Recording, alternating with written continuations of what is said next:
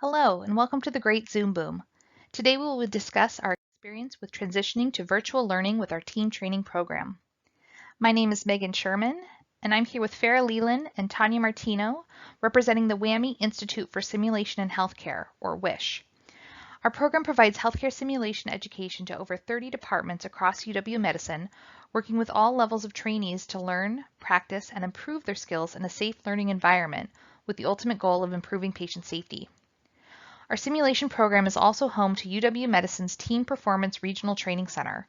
WISH launched its Team Steps training program in 2009, and since that time has trained over 2,500 master trainers from around the world in how to improve and implement team communication principles in their own healthcare organizations.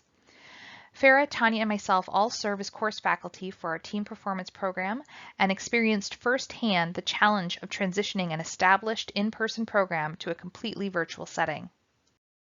I want to first acknowledge that this has been an incredibly challenging time. To all of you educators out there, thank you for your dedication and commitment over the past 2 years. In March 2020, many of us found ourselves in this uncharted territory. With established programs and course content, suddenly we needed to overhaul and restructure everything we knew as we transitioned from in-person learning to this online and virtual learning environment. Working in healthcare education especially, COVID-19 permeated everything we did. For so many of us, the uncertainty and forced change came with frustration, anxiety, and a whole lot of stress. How does one even begin to train concepts of team performance when the team can't even be in the same room? Up to this point, our course content had been centered around a hands-on application of skills in a classroom setting. As a simulation center, we based our education in experiential learning. How could we possibly begin to replicate that in an online setting? Like most of us heading into 2020, we had never done this before. We were worried, not being in person with the group, would we be able to create engagement? What about managing difficult group dynamics? And of course, technology. Technology was a big unknown at this time. Even as facilitators, we ourselves couldn't even be in the same room. Everything we needed to do to transition had to be done remotely, and time was of the essence. Fortunately, we were able to take a page from our own team performance playbook, Leading Change Initiatives. And we got to work reimagining a new format with the added bonus of flexibility. Our original course format hadn't been modified much since 2009. It was a 2-day in-person offering that relied heavily on team simulations and hands-on activities where learners would have the opportunity to apply the content. It was a jam-packed 2 days, with many participants flying in from other time zones to participate. As this was a national program, there was specific content that needed to remain in the course, but we were given license to structure the delivery and supplement content however we wanted.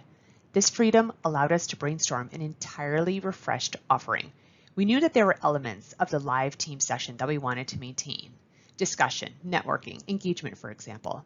So over several weeks, our team broke down the existing course content into multiple smaller content chunks. We also recognized that busy healthcare professionals, particularly in the midst of a pandemic, would have limited flexibility to participate in live sessions. So we began breaking content up further into what would make sense to deliver asynchronously versus synchronously. We knew we wanted to keep the synchronous live sessions to no more than 90 minutes. And as our mapping evolved, our synchronous sessions became our best opportunities for engagement and application.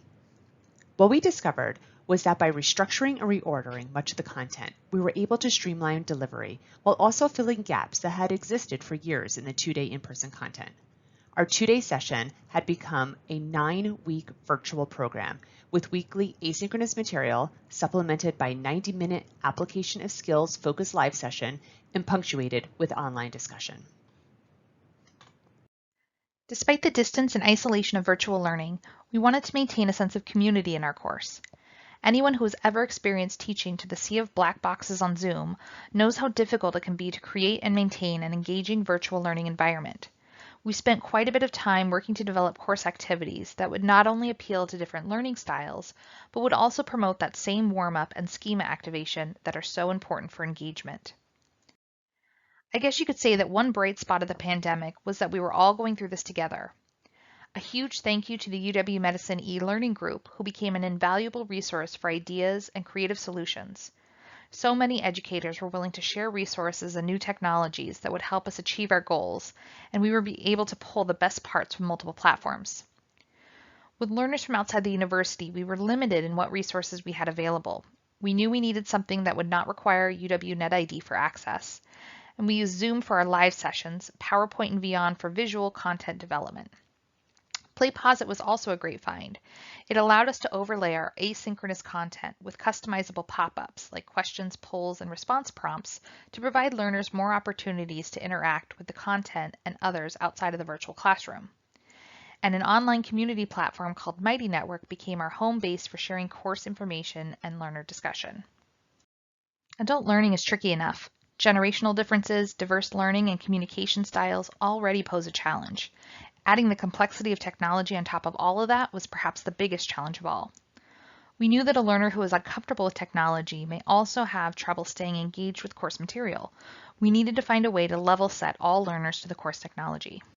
Enter the hokey pokey scavenger hunt. The old put your right foot in, put your right foot out mentality with a 21st century twist.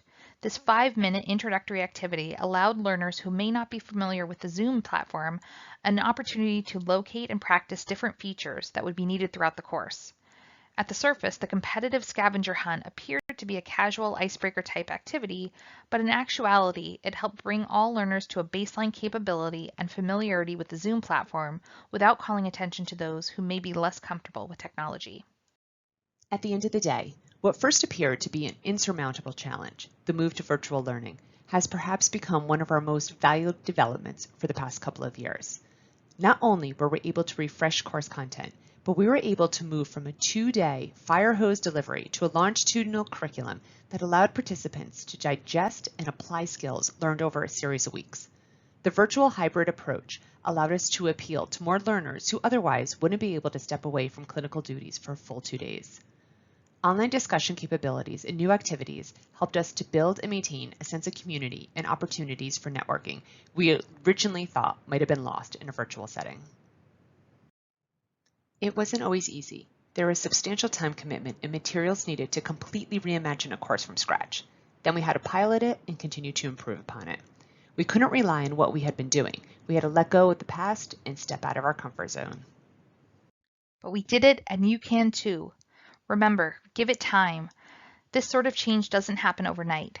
Tap into your resources. We've all learned new things over the past couple years. Share those ideas. As you build your new content, remember to incorporate what resonates with all types of learners. And never stop evolving. We're constantly modifying our course content to incorporate new tools, revise and improve delivery, and match our audience needs. Stick with it. And thank you. You can reach out to us at any of our emails. We'll be happy to talk more about our experience.